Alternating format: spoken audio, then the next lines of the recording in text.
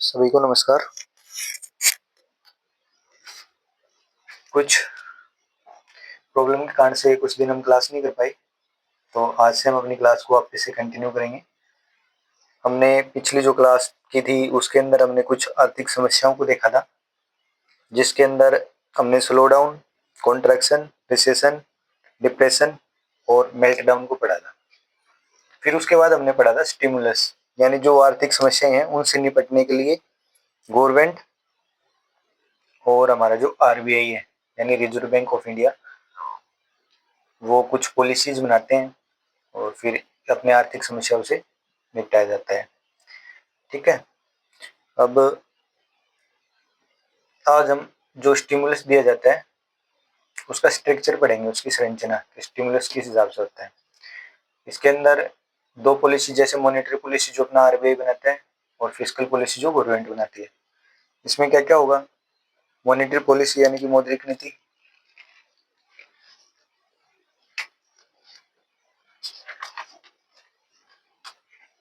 इसको बोलते हैं मौद्रिक नीति।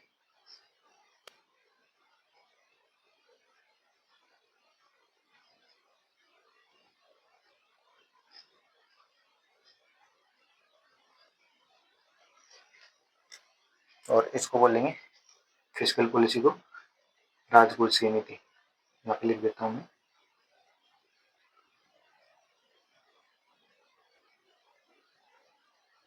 राजकोषीय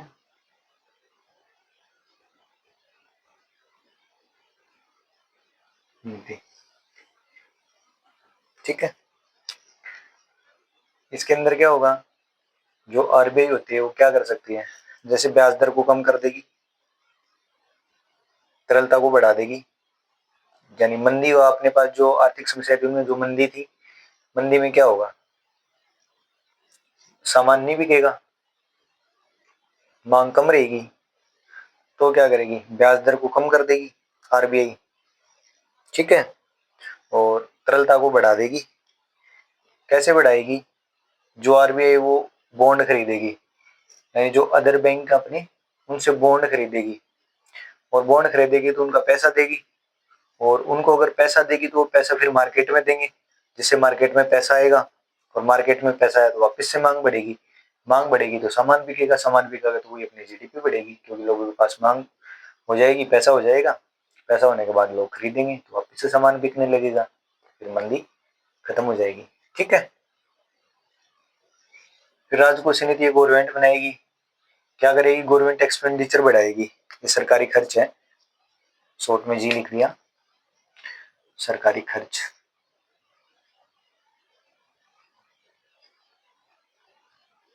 सरकारी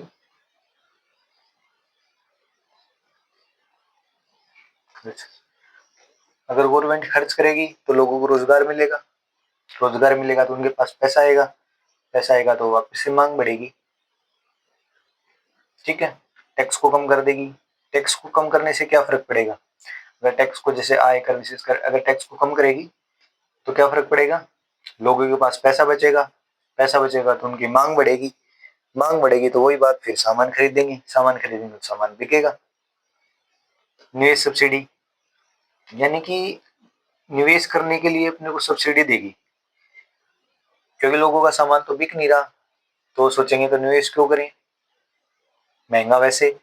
तो फिर गवर्नमेंट क्या करेगी? गवर्नमेंट कुछ, मतलब जैसे मशीन वगैरह खरीदो उनको सब्सिडी दे देगी, सस्ता कर देगी, तो लोग ज्यादा लगाएंगे। ठीक है, तो इस हिसाब से स्टिमुलस में निपटा जाएगा। ठीक है, जो बॉन्ड होते हैं, अगर 1 साल से ज्यादा के जो होते हैं ना उनको तो बॉन्ड बोलते हैं, और अगर 1 साल से कम के होते हैं उनको ट्रेजरी बिल बोलते हैं। वो हम आगे पढ़ेंगे, जब आएगा मैं आपको बता दूंगा, अच्छे से समझाऊंगा। ठीक है, ये होता है इसके अंदर।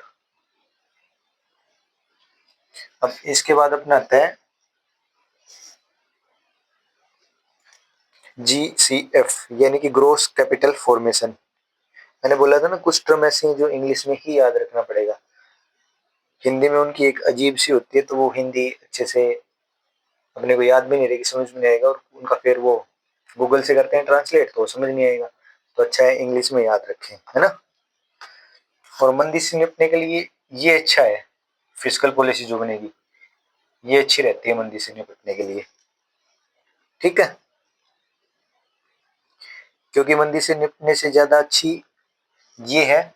और इसमें क्या होगा, इसमें तो ओनली ब्याज दर का काम है, ब्याज दर को कम कर देंगे, ठीक है।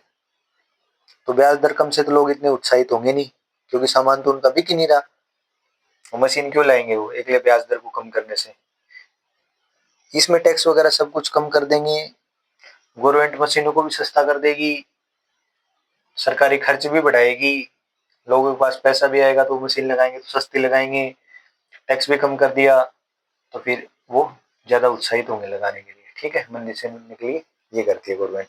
अब इसके बाद है अपना ग्रोस कैपिटल फॉर्मेशन। ये अब हम देखते हैं, ये एक बार मैं लिख दूं फिर आपको बताता हूँ। तो अब है जीसीएफ यानी ग्रोस कैपिटल फॉर्मेशन।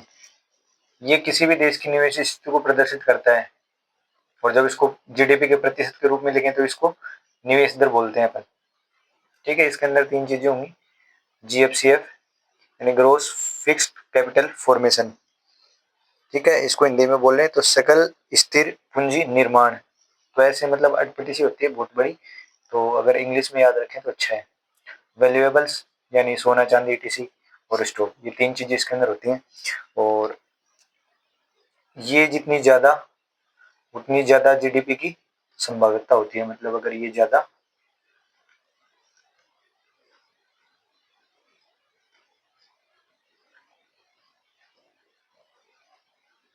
ये जितनी ज्यादा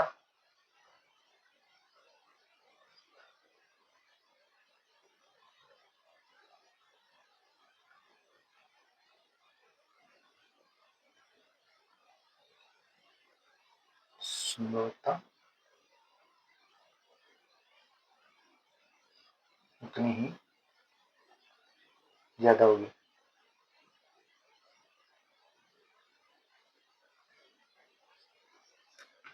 ठीक है।